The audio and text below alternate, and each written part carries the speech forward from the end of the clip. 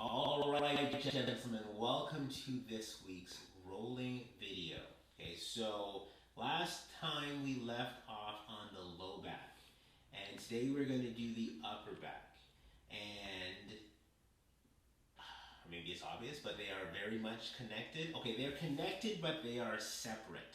And they're separate in that we need to know, recognize, remember what the torso does. So when it comes to flexion or extension, the vertebrae are pretty much equal, as in they have an equal responsibility to create that curve. When it comes to rotation, they are not equal. The vertebrae in the lower spine do not rotate that much. So that's why when we do the lower back, we're really just going to shift the knees to create rotation. And that's how we're going to get space in our low back foot. We essentially just need that part of the body to learn to be long and to be sturdy. That's what scooping is about. So scooping is really the muscles that help you elongate and protect your lower back. The upper back, because it has the arms attached to it, the shoulder girdles, and all of these ribs and all of the muscles in there, it actually does do a lot of the rotation. Okay? Now, there's a difference between rotating in the torso and rotating the head. Okay? So, most of your rotation in the spine comes here. As you can look, 180 degrees, but I can't move my chest 180 degrees. Okay? So, just recognize that that's what's happening. So upper back, to get the most out of it, you've got to add rotation. And upper back is very much influenced by what happens to the head. So the head and the arms will always affect what's happening in the upper back. All right, so we would have probably come out of someplace around here.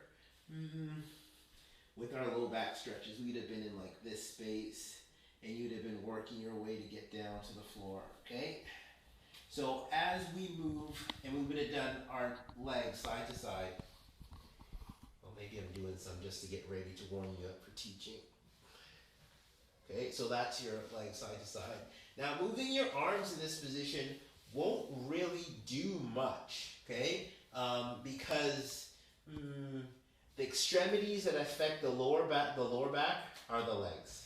Now, as we roll up, so here's our middle back, and here's our upper back. And as we roll in that direction, or in this direction right here, as soon as we get under the ribs, now the shoulder blades and the head come into play.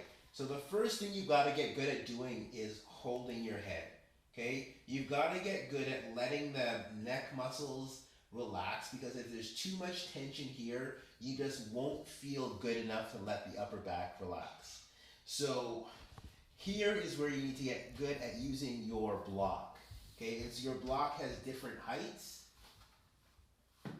and the different heights are how you learn to relax into an upper back stretch.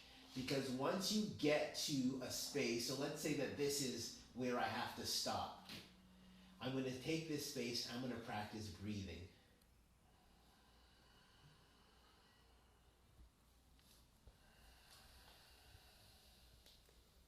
And every breath is going to be a rep. Every inhale is going to pull you longer. Every exhale, you're going to feel more space as you shrink around the roller.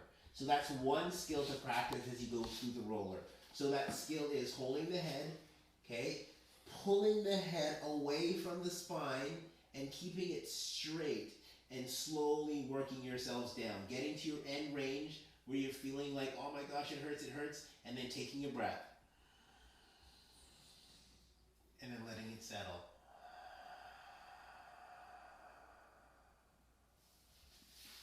Okay, that's how you learn to work your way into the full range of the stretch. And it's okay if that's where you want to start. If that's what feels good, that's totally normal. So thing number one is your breathing.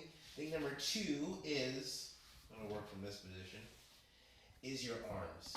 So, okay, you know what? We're still middle back. So when you're under the ribs, the legs will be equally helpful because they're still influencing turn of the spine, and under these ribs, you will be able to get more rotation down to the floor because this part of your back moves more than your lower back does. So as you work your way up the spine, push these legs, like even take this opposite leg and put it on top, okay? So as I'm doing this stretch over here, I wonder if you can see how I'm holding my head in support, right? And this holding of my head is helping with the upper part of the back stretch. So as you can see, this is literally a twist, right? We'll take it the other side. So I go to this side, and so now I'm twisting my legs this way. I have my head and I'm opening my ribs by holding onto my head and pulling it forward. These are the ways that I'm going to feel naturally good. But over time, we're going to use our arms, and we're going to let our arms fall backwards and open.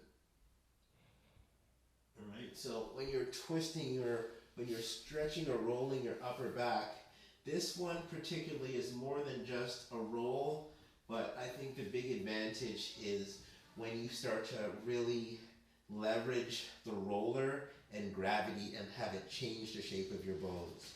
Like rolling back and forth on the ball like this will give you some muscular relief, but it's really superficial. Like to practice this position, I would offer practice pulling to this shape. So I'm scooping, maybe I'm pulling my knees in, okay?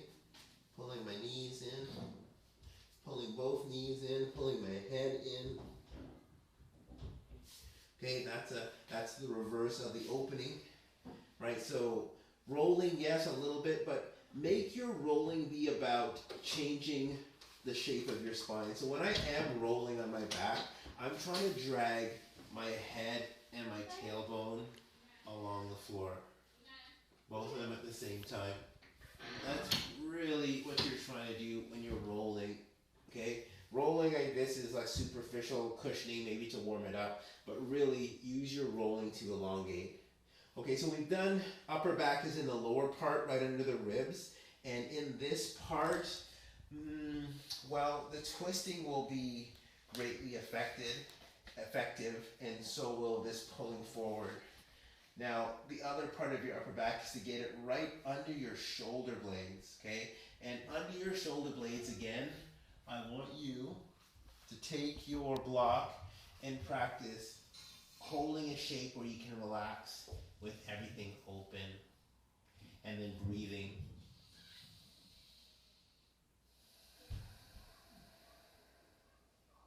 And then making arm circles. So your arm circles are really trying to go as big as you can.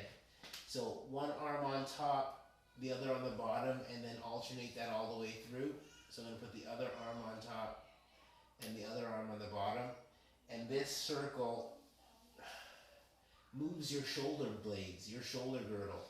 And when your shoulder girdle moves, so do the muscles in your back. And so learning how to use these, okay, that is a big part of you opening the chest region and the upper back region by the back of your traps.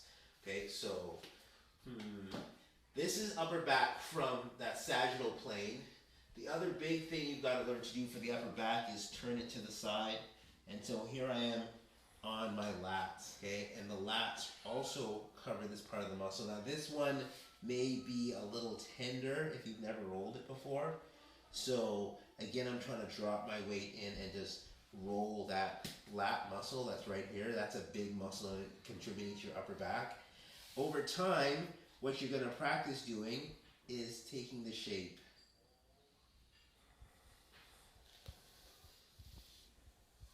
Okay, and so part of being able to take the shape is being able to drop your weight into the roller, because healthy muscle can take pressure.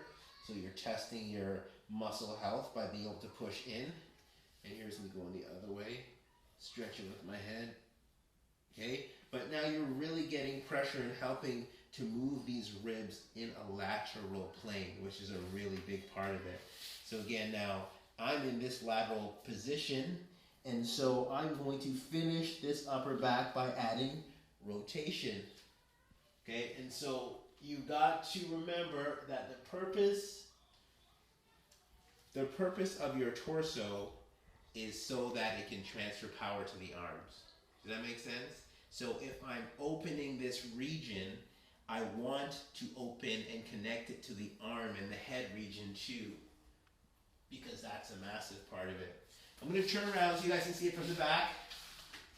Sorry if my voice is not as clear, but this is me rolling the lat.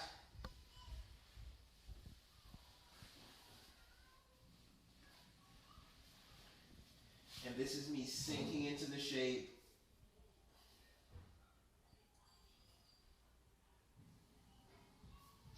And reversing the shape. And rolling forward. And rolling open.